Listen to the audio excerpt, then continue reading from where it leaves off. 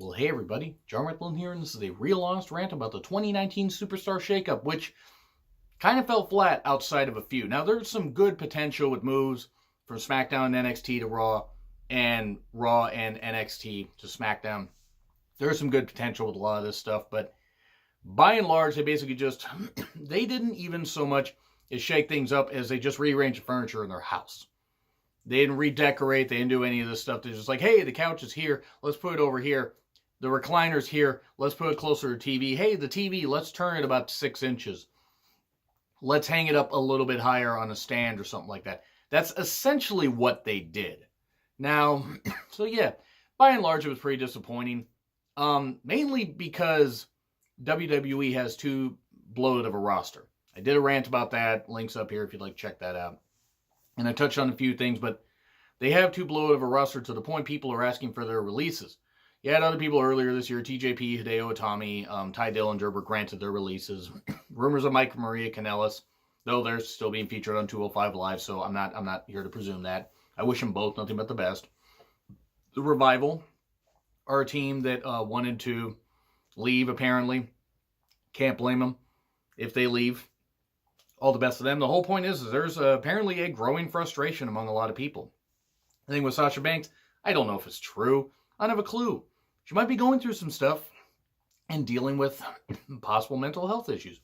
I'm not here to dump on Sasha Banks until I hear otherwise.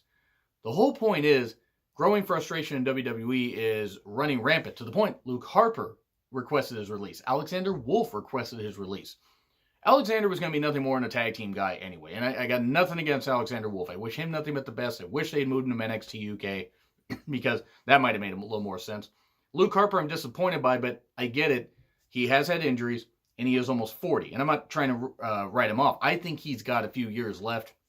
AEW Japan, if you want to do some shots from Ring of Honor or wherever on some indies, he could do goddamn well, and he can make some good money with a lighter schedule.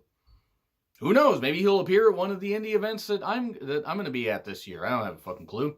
But of course, requested doesn't mean that the releases were granted. So best of luck to both of them, honestly. And this is not the last we're going to hear of a lot of releases. But again, these Superstar Shakeup moves were just rearranging the furniture. That's essentially what it was. So let's just take a look. And I'm going to try to break these down as quickly as I can. So this video doesn't run too long, so watch it go 30 minutes like some of my real honest rants do. But again, let's just take a look at one that wasn't said on WWE.com or on their Twitter, but one that's pretty much confirmed. Samoa Joe to Raw. He wasn't able to be on Raw due to a bad case of the flu. Hopefully he's recovered and is going to be, or recovers, good enough to be on next week, because they're going to have Joe and Braun feud, and I'm actually all for that. And given some of the shakeup moves that they had, people going to Raw, I think Joe on Raw is a pretty good idea. And plus, Balor as the IC champions on SmackDown, so you got to put the US title on Raw. You can't have both mid-card titles on the same brand. Well, you could, but it'd be fucking stupid. It'd be almost as stupid as making Jinder WWE champion. And no, I'm not going to let go how fucking stupid that was. But nothing against Jinder himself, but just the idea of it. But Samoa Joe's on Raw. It's pretty much a given. When he shows up, whether it's next week, if the flu's really bad, maybe he shows up in a couple weeks. But him and Braun should have a good feud. And Joe can have a good series of feuds with enough people, like, say, Cedric Alexander. He moved from 205 Live to Raw. And I'm sorry, 205 Live, the brand is essentially dead. And this is nothing against the talents, because there's a good amount of talents there. Humberto Carrillo, Drew Gulak, Jack Gallagher. You still got a bunch of people there that, you got the Lucha House Party for some reason, even though they've been on Raw and whatever for a while. You got some good talent. You got Mike Kanellis. You got Akira Tozawa. There's really a good glut of talent there. But at this point, this is what I would do with 205 Live. And I did an unpopular wrestling opinion. I think it was like a couple months ago.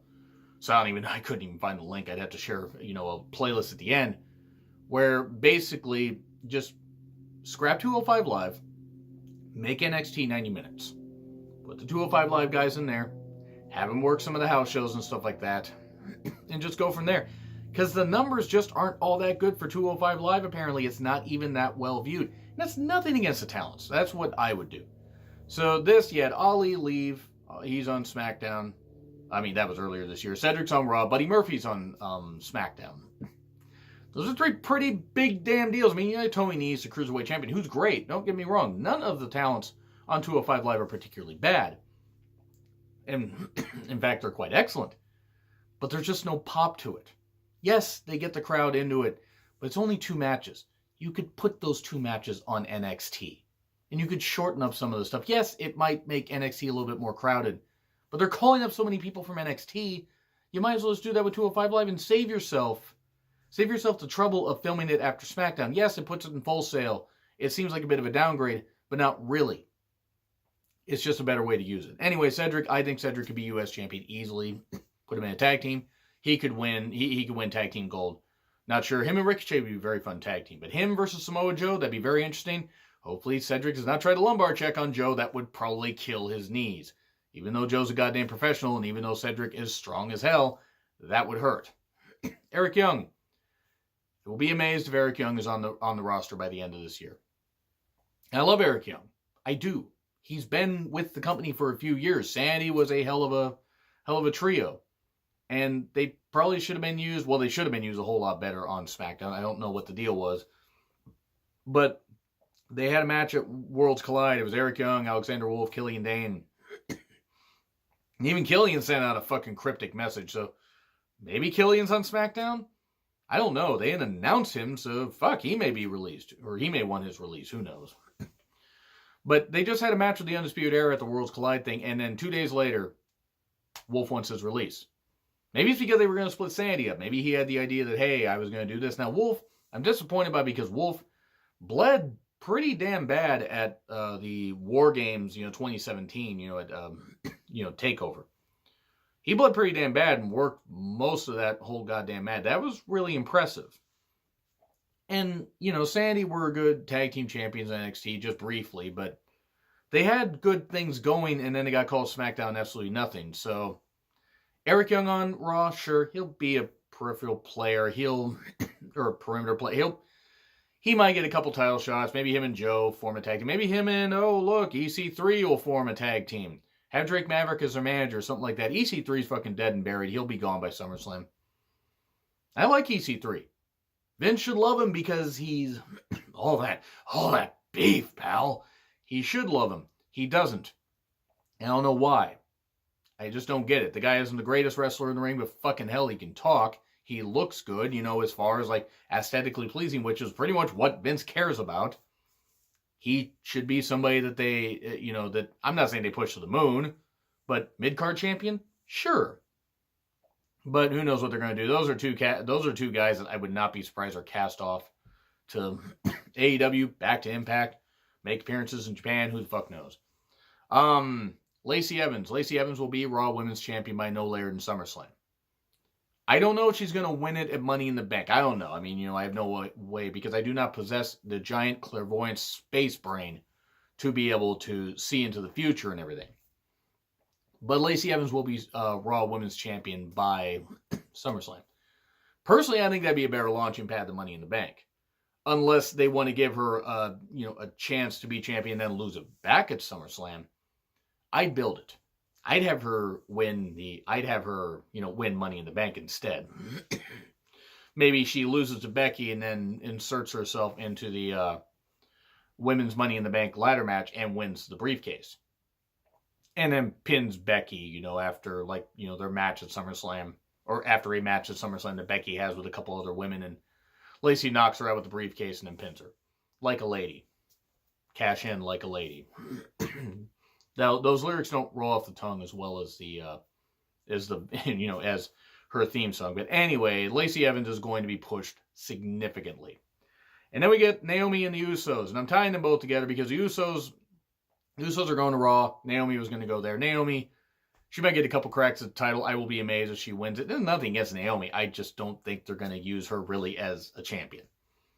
And then you got the Usos. Usos will be Raw Tag Team Champions by no later than SummerSlam, if not sooner. Maybe they'll beat another team that I'm going to mention here in a little bit. But Usos, yeah, they need to be on Raw. Same with Naomi.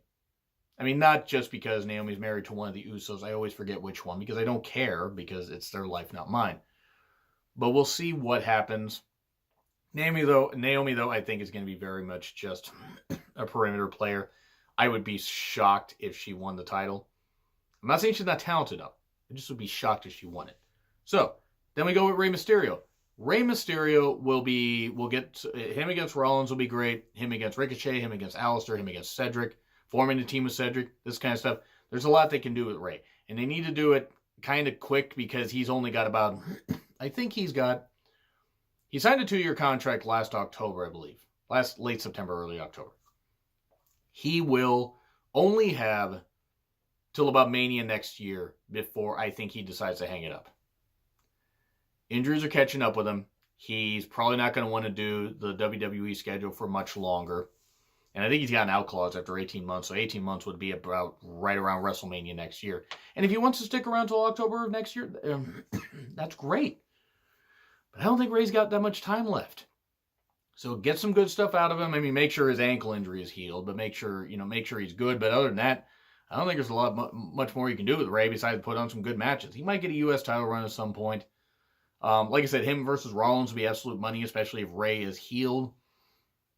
But just at this point, I think Ray is pretty much going to be a jobber to the stars. I hate to say that, but I think he is. Zelina Vega and Andrade. This is good. Andrade needed a mouthpiece not named Charlotte to be to speak for him and everything. And yeah, I had to slip that joke in about Charlotte, but hey, whatever. Best of luck to them. It kind of sucks that they're on separate brands now, considering they're dating, but hey, they'll make it work. Zelina is exactly who Andrade needs. She can wrestle. I don't know if she's going to get an opportunity to do so. She can hit a hell of a hurricanrana. And she does some good moves in the ring. I'm not saying she's world class, but she is good in the ring when she's allowed to be. Excellent. Who knows? It's all up to interpretation. Andrade, though, sure, language barrier aside, that's why Zelina's there. His actions will speak well in the ring, well enough to where if he's not Universal Champion by this time next year, I'll be amazed. He should be U.S. Champion at some point.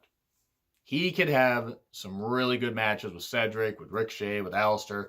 He's had great matches with Aleister. Well, a great match at TakeOver New Orleans last year. So Andrade and Zelina, that's a great pair. It's great that they kept them together. The Viking Experience. They are the War Raiders. They are Hanson and Rowe. They are not Ivar and Eric, whatever. I don't fucking care. It's a fucking stupid name. Give them their walking papers if you're going to keep this name. Have them called the Vikings. That is something you should have done.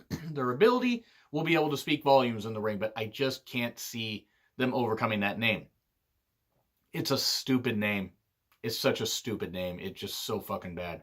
They will be Raw Tag Team Champions. They'll probably beat Hawkins and Ryder and then lose them to Usos at some point. Maybe around SummerSlam. They still haven't lost the NXT tag titles yet, at least as of the recording of this video. And if anything happened in the NXT spoilers, yes, I know what happened. But please do not spoil them in the comments for anybody that happens to read, that doesn't want to hear about spoilers. Their ability will, get them over, but that name is going to be hard to get over. It's going to be very hard to get over because it's really fucking bad. It's like WCW 2000 levels of bad. So, Aleister Black should be Universal Champion. Will probably just be U.S. Champion. He is somebody. Mike's skills not that great. He's not bad. His promos are decent, but his ability in the ring is what's going to speak for him. Ability alone dictates this guy should be a main eventer. He was NXT champion for a bit, like about 4 months. He can get over just based solely on in-ring talent. And if they're smart, one, they need to get rid of that creaking in his freaking intro video because that's stupid. I want Aleister to be Universal Champion. He could be the one take it from Andrade if Andrade wins it at Mania and you have, or maybe Andrade wins it at Survivor Series. And Aleister takes it from him at Mania. Kind of as a way to tie that whole thing together of how they did the switch to Andrade as NXT champion and how he lost it to Aleister a number of months later. But Aleister will likely be U.S. champion. I would want him to be Universal champion at some point. Ricochet is somebody that could be a main eventer easily just based solely on ability. I just hope Vince sees him that way and not just as a cruiserweight guy. That's nothing against cruiserweights. We know how Vince feels about lightweight guys. Yes, he's pushed smaller guys in the past, but pretty much only because the fans force him. Ricochet, I can see forming a team with Aleister to be tag team champions if they aren't doing anything with him in a number of months, which is most likely what's going to happen. But he will hopefully do well. Just get the freaking shots out of his intro. That's really stupid. The Miz has jumped from Raw to SmackDown, SmackDown to Raw, that kind of stuff. Every Superstar Shakeup, he's jumped brands. Don't know what he's going to do. Maybe U.S. champion. I'd love to see him get a Universal title crack and a run because I think he's earned it. But I don't know if they're going to use him in the main event or not. They kind of cut the Shane feud out. Maybe they'll revisit it at some point. Maybe they'll switch Shane and Stephanie. If Shane is the authority figure on Raw, and then I will hate SmackDown forever. Even though Shane ain't all that great.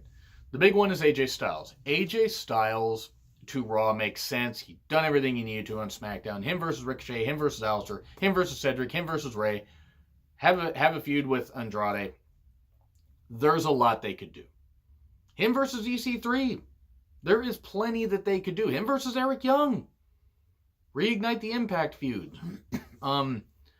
Raw did lose quite a few women, but I think that there are some women they could bring up from NXT to actually make it matter. They could utilize all the women that they have that they aren't fucking using at all. Yes, Sasha currently is off TV for whatever reason. Maybe heel injuries, mental health issues. Maybe she wants to leave. Who knows? I'm not going to dump on Sasha until I find out anything concrete. I thought of doing it and then realized it would just be a bad idea. So Raw got some good pieces, but a lot of it, it's just like, a lot of it's just, again, rearranging the furniture. Now we move on to the Superstar Shakeup for SmackDown Live, where talents from NXT and Raw went over to SmackDown. Like a lot of the NXT calls, except Nikki Cross still, as of me recording this, has not been listed on any brand. Maybe they have her and Killian go to NXT UK. NXT UK kind of needs a lot of bodies. They kind of do. Maybe it wouldn't be such a bad idea. Because I'm actually thinking they might call Pete Dunne up to Raw or SmackDown. SmackDown would be pretty damn cool. But let's just look at him. Heavy Machinery. Tag team champions maybe, but mostly jobbers. I have nothing against them. Tucker and Otis are an entertaining tag team, but I don't see any. I see them being the Highlanders 2.0. I got nothing against the Highlanders, but they were jobbed out pretty quickly. Otis is whatever he is, and Tucker is the workman there. Yeah, I don't know. Like I said, tag team champions, I don't really care. Mickie James, good. They remember that Mickie James is on the fucking roster, and now maybe they can fucking use her. I know that she's in her later 30s, so WWE's going to frown upon that. I'm not frowning upon it, but WWE could. She's still world class. She's still a great athlete. She could be in the mix, have her team up with somebody to take on the tag team champions, whereas the Iconics or down the road when the Iconics lose the titles, whatever. Mickie is somebody you could use pretty damn well. Why haven't they fucking used her? Has she been injured? Has she wanted time off to spend with her family? If it's that one, I don't blame her. But if she's been ready to go and they haven't fucking used her, it's fucking atrocious. Fucking goddamn atrocious. Hopefully Mickie can get a good push. I would be fine with her being SmackDown Women's Champion once. Even if it's just for a few months, even if it's just kind of like the Natalya reign that happened in SummerSlam 2017? 2017. Had to think about that one for a second. And I love Natalya. I don't know why I just looked over here randomly. But Mickie James should be champion once this year. Just once. I think she has like a 3-year contract that she signed at the end of 2016. If she doesn't want to resign, give her a fucking title reign and have her put somebody new over. Have her put Ember Moon over or something. But then we go with Apollo Crews. I'm sorry, but I forgot Apollo Crews is still employed by WWE. I know he was used on an episode of Raw just a few weeks ago, right before Mania, but they've done next to nothing with the guy.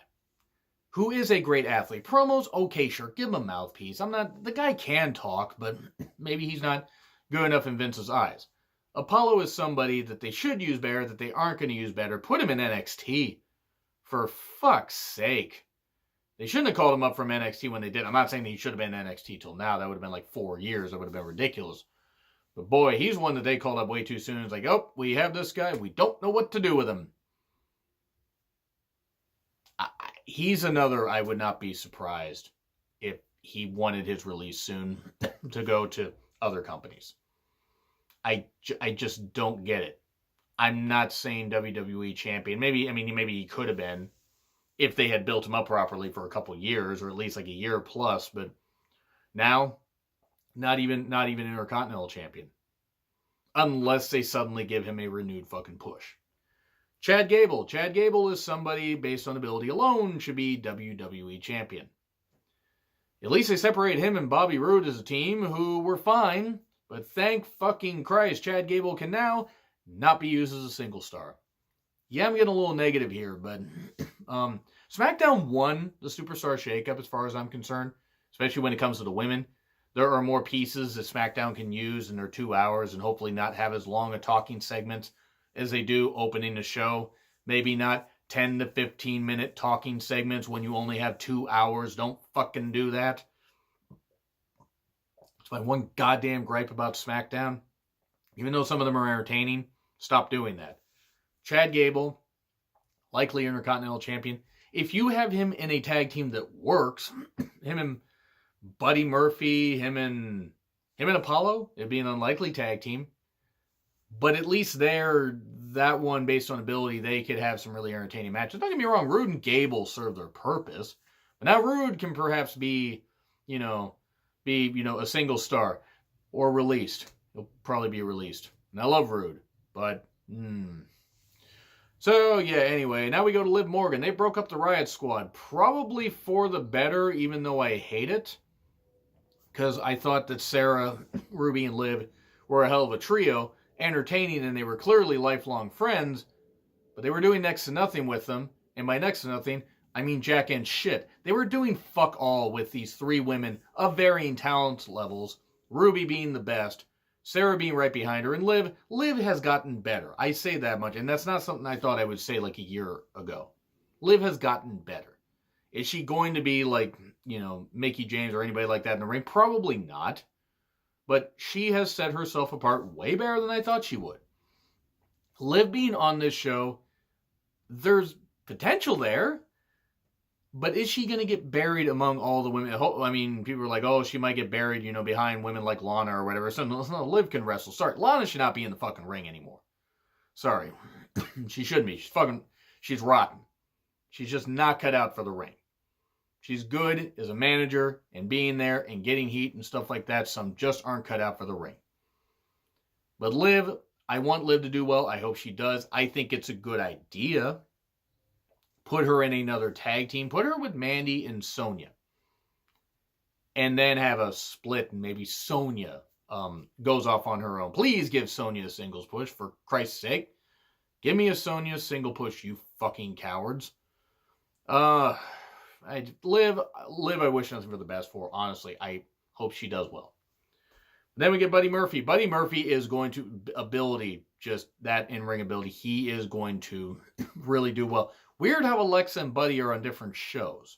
But, take that for how you will. Yes, Buddy is going to get super over. He should actually be the one to take the Intercontinental title from Finn. I would be for that. Because one, you'd go from an Irishman to an Australian. And, Intercontinental, it would be absolutely perfect. So Buddy could be Intercontinental Champion by SummerSlam. He could be. And I would actually be all for that. Then we get Lars Sullivan, who was listed also on Raw, but then also on SmackDown. But he's going to be on SmackDown.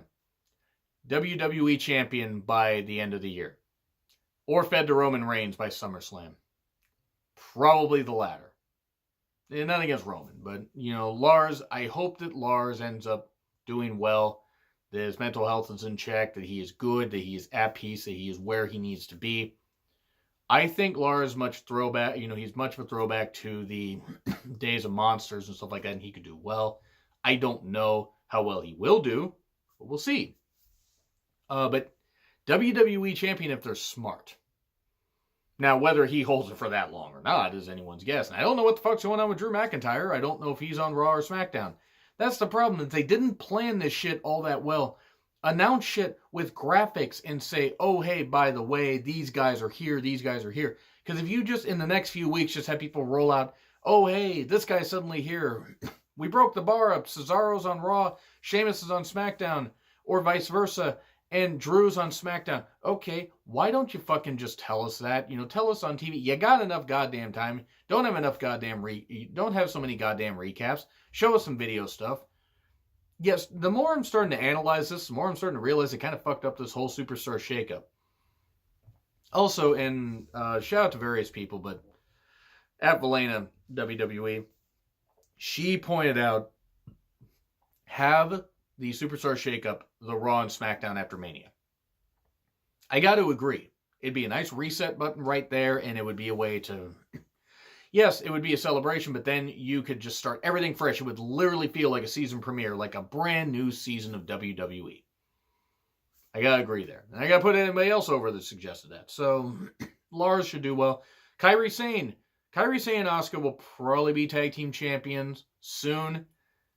I would hold off on until SummerSlam. I know I got a lot. I know I say in SummerSlam a lot, but build to that. Make the Big Four mean something. Kairi and Asuka beating the Iconics at SummerSlam, I would be fine with.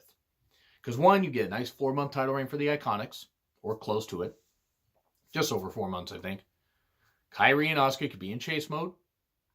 Have something like that happen. Why not? I mean, Kairi and Asuka probably should be involved in the Money in the Bank ladder match anyway. But who knows what's going to happen.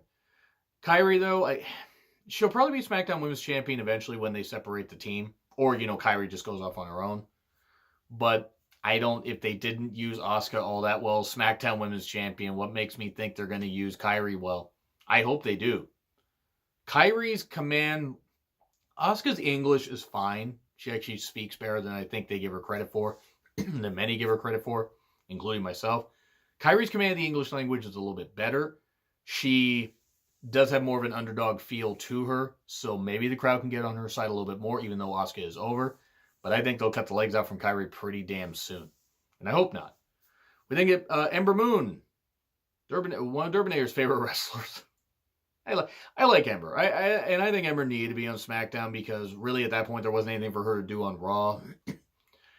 Ember will probably be champion, if not this year, by sometime next year.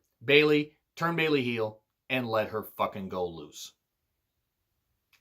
That was worded a little bit weird. The whole point is turn her loose, turn her just to make her just absolutely insane. That's what they should fucking do with her. Because I would be for that. A Bayley heel turn, or at least an edge to Bayley's character would be nice. She said, I left all my hugs on Raw. Get rid of the tube men. Change her stuff. Get rid of the tassels. Change her gear at some point. Have it be slow, though. Don't have it be instantaneous. Have it be slow. Get ready. I know I got the shirt back here. I need to get another Bayley shirt at some point. Get rid of the tube men and that kind of stuff. Or maybe have her have the tube men as something like, Extreme Rules SummerSlam or maybe sometime after that. Build it up for a few months and have her just totally snap and have her just take the tube men out. Have her just slash the tube men. Take like a knife and just slash them. That's a bit much, but have her just rip the tube men apart. That kind of stuff. WWE's got the money. They can replace that stuff. That's what I would do. Completely rebrand Bayley's character, make her a heel. You could turn her babyface again like a year or two after. Give her a run as a heel. She should also be champion at some point. If you're going to make her a singles wrestler, why the fuck not? Revamp her character. There's potential. Elias. Hooray! Elias will probably be fed to Roman Reigns. He'll be fed to The Undertaker first. And I love Elias. I want Elias to be either IC champion or WWE champion. He would have to be IC champion first. But him taking it from Balor, I'd be fine with. But if they build it up for a while and then, say, Buddy takes it from Balor soon, and then somebody takes it from Buddy, then, Chad or something like that, Elias could be Chad. And Elias could go on a run with the Intercontinental title because he kind of fucking deserves a chance. But yes, IC champion, Finn Balor is there.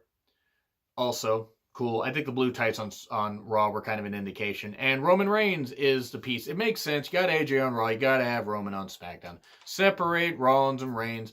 Have Reigns with a fresh feud. He could, if you send him heel, which they probably will do, he could feud. Well, first he'll feud with Elias. He can feud with Balor. They could have that. He could feud with Buddy. You're telling me a Buddy Murphy Roman Reigns feud wouldn't sound good? I think it would sound fucking dynamite.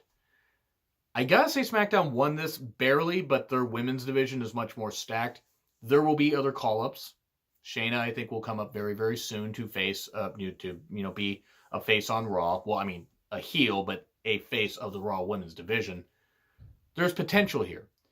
But I will say its Superstar Shakeup shows kind of were a little bit fucking flat to me. But let me know what you guys think in the comments. What are some other moves that you think are going to happen that WWE didn't announce because they didn't fucking plan this ahead at all? Anyway, like, share, subscribe. Twitter handle in the description. I'm John Ritlin. I will see you soon.